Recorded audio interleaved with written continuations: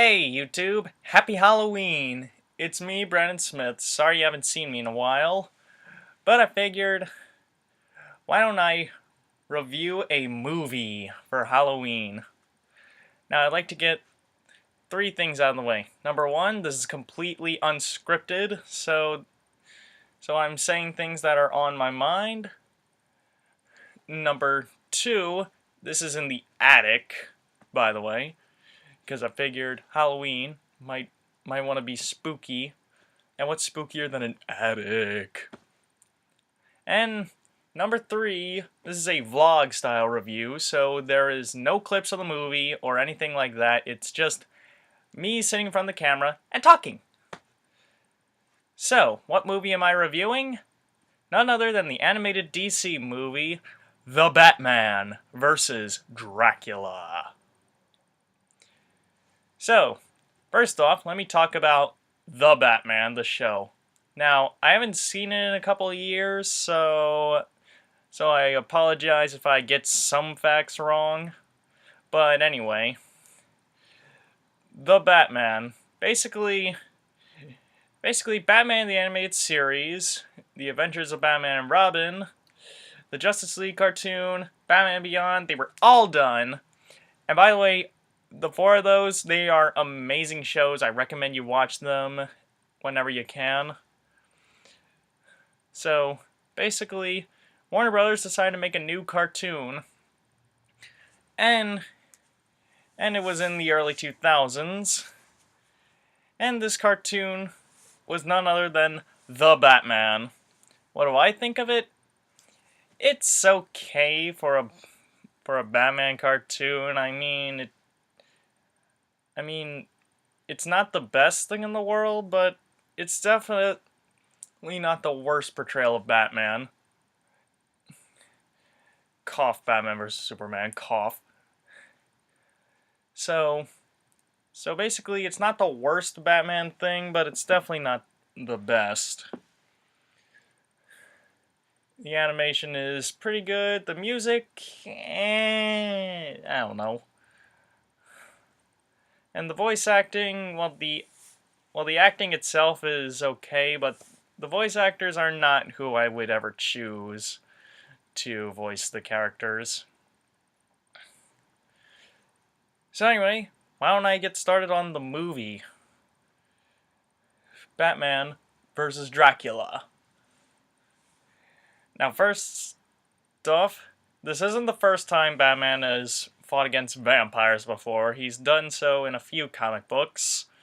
So, I'm gonna assume this is the first one where he does it in a feature film. So basically the film begins where basically it sets up the tone of vampires with some violin music.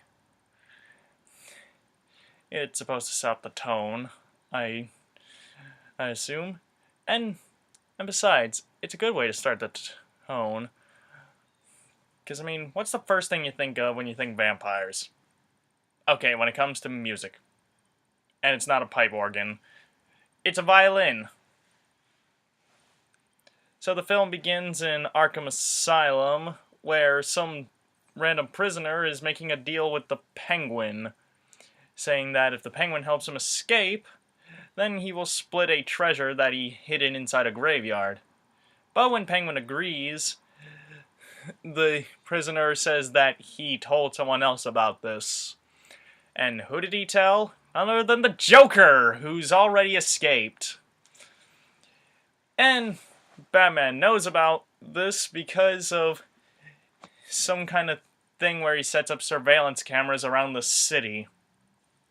Kind of like in The Dark Knight, where basically that one scene where Lucius Fox finds out that Batman has this room with a bunch of TVs, and the TVs are actually surveillance cameras of the whole city. But in The Dark Knight, Batman was told that it was wrong to do that, but in the show, The Batman, he just does it anyway because, well, he's Batman. Now, when it comes to the Joker, I'm gonna be frank. It's my least favorite version of the Joker. I'm not even gonna lie. It is my least favorite. First off, he doesn't even look human. And that's the big thing about the Joker that's supposed to be creepy about him. The fact that he is a human that went insane and this messed up. So to make him like this where he looks like a monster, that just ruins him. And his hair is like supposed to look like a jester's hat, I think, which is okay, but I prefer his more combed backwards kind of look. And also he doesn't wear shoes, and that just annoys me. Plain and simple, it just annoys me. Why do they choose to do that? That just... whatever. So anyway, also the Penguin. The Penguin is okay. He's just okay because, for one thing, he's a martial artist. Because why not? In this version of the show. And in this version of the show, they try to make him look more Danny DeVito's Penguin, to where he looks like a monster with sharp teeth and his whole fingers thing.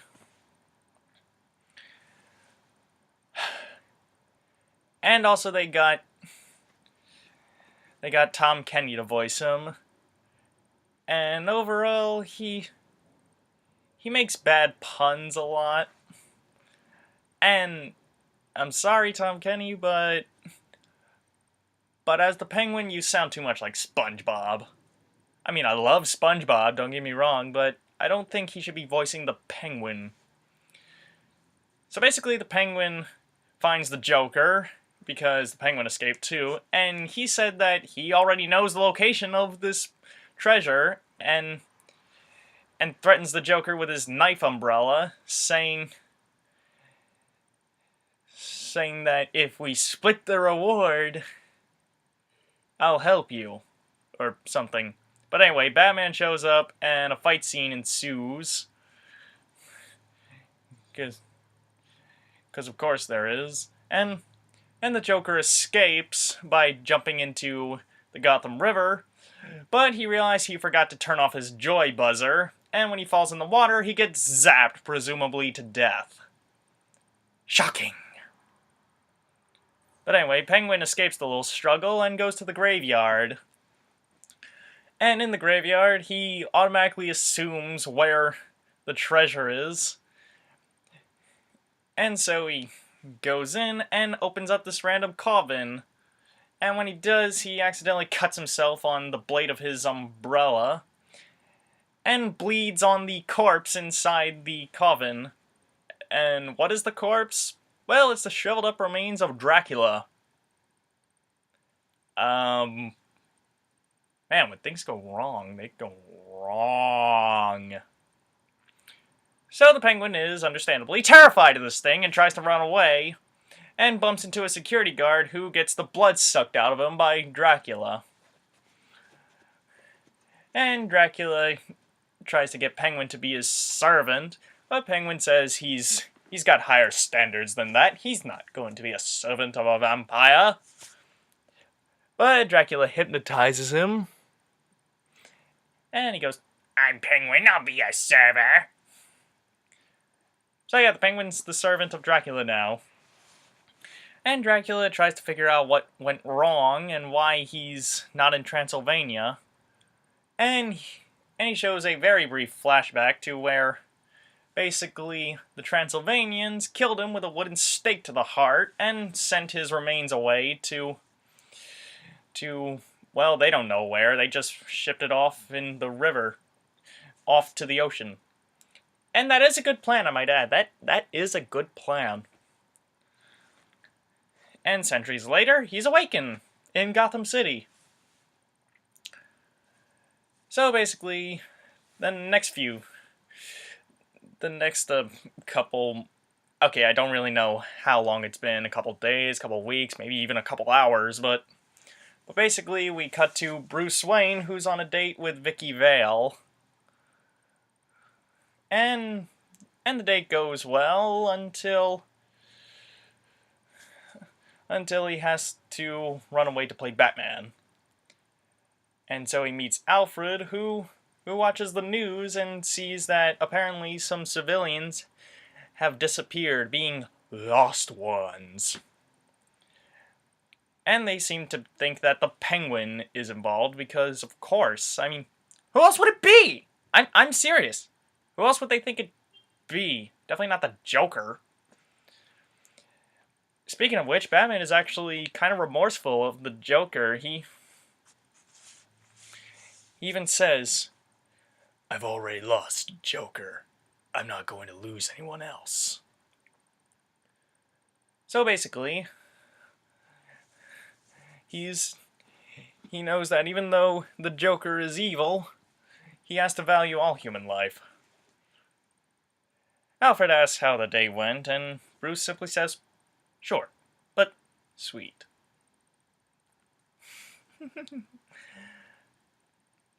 So Batman goes out on a night patrol and runs into some of the lost ones who have become vampires, and he barely escapes with his life. And then afterwards, there is a ball at Wayne Manor in which, unlike the show where they show all kinds of raves, they actually have a real ball with fancy tuxedos and classical music. That's the kind of parties that Bruce Wayne should do. And Dracula, who managed to find a vampire getup, decides to crash the party. And I'm wondering, don't vampires need to be invited in?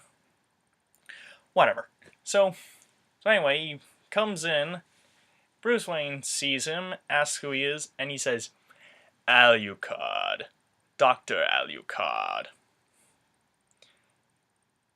And in case you're wondering, yes, that is the name of the vampire from Son of Dracula, and also the name of the main vampire character in Hellsing, which, by the way, is a great anime I recommend. But anyway, so Alucard introduces himself as a traveler from Eastern Europe.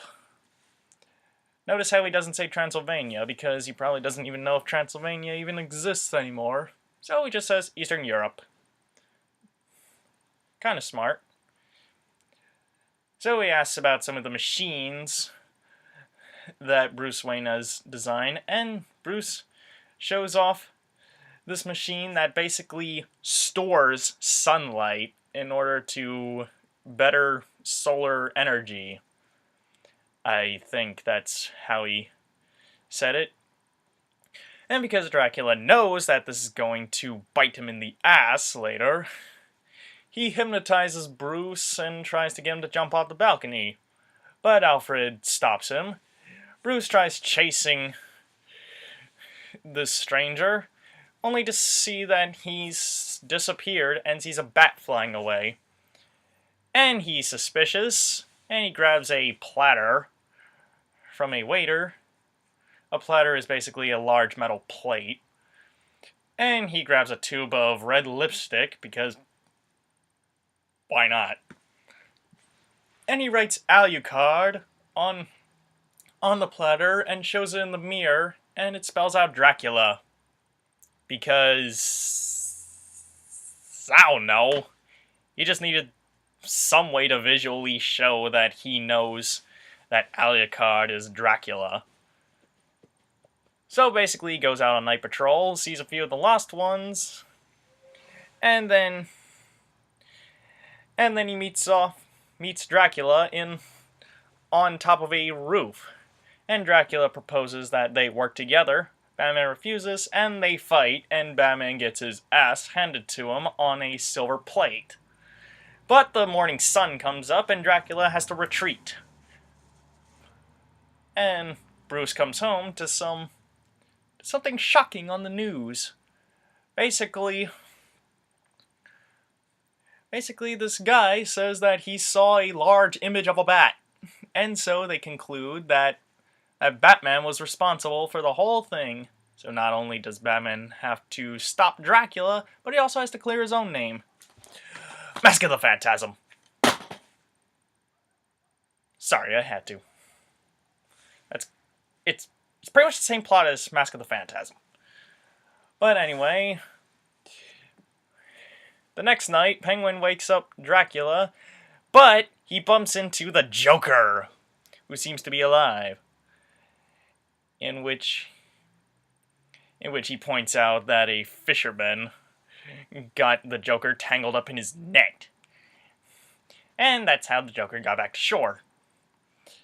And I don't know if this is an intentional reference to the 1989 Batman movie or not, but he says, "Who knew electroshock therapy could be so invigorating?" In which, if you remember in the 89 movie, the Joker says, "I've been dead once already. It's very liberating." So basically, the Joker finds Dracula's coffin, wonders what's inside, and Dracula yanks him in by the collar and turns him into a vampire. But unlike the other vampires, the Joker still has his free will, and so he goes to a bloodbath, a blood bank. And once inside, the Joker just pretty much grabs all the vials of blood and just goes to town. And which I wonder why more vampires don't do that. So basically, Batman comes in and captures him after an incredibly awesome fight scene that ends with the Joker being completely showered in blood. And then Batman puts on some kind of bomb on his fist and punches Joker. Kind of similar to the end of Batman Arkham Asylum, to where Batman punches the Joker in the face with a bomb attached to his fist. So he gets Joker back to the Batcave and does tests and experiments on him to come up with a cure. And so he cures Joker of being a vampire and demands to know where Dracula was. Joker tells him, and Batman finds that Dracula is trying to resurrect his cremated wife. And how does he do that? By kidnapping Vicky Vale and trying to replace her soul with the soul of his wife. And so Batman goes in all geared up with vampire cures and cures every single lost one on the way down to the cave to where Vicky's soul is being sucked out. And apparently he's a fan of the Mythbusters by throwing a bomb at the soul cleansing machine. And basically Vicky is saved. And Vicky runs away and is chased by the Penguin, while Batman gets Dracula to chase him into the Batcave, because apparently the Batcave is connected to this other cave, but whatever. So, and there's a Shining reference, because Penguin corners Vicky into this one grave area and says, "Here's Ozzy." Yeah, Shining reference. Because every little kid who's watching this movie has seen The Shining.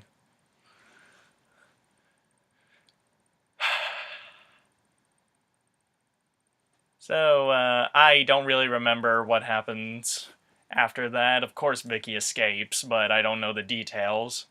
Basically, I'm just going to assume she set up a trap for the Penguin and escaped. But that doesn't matter.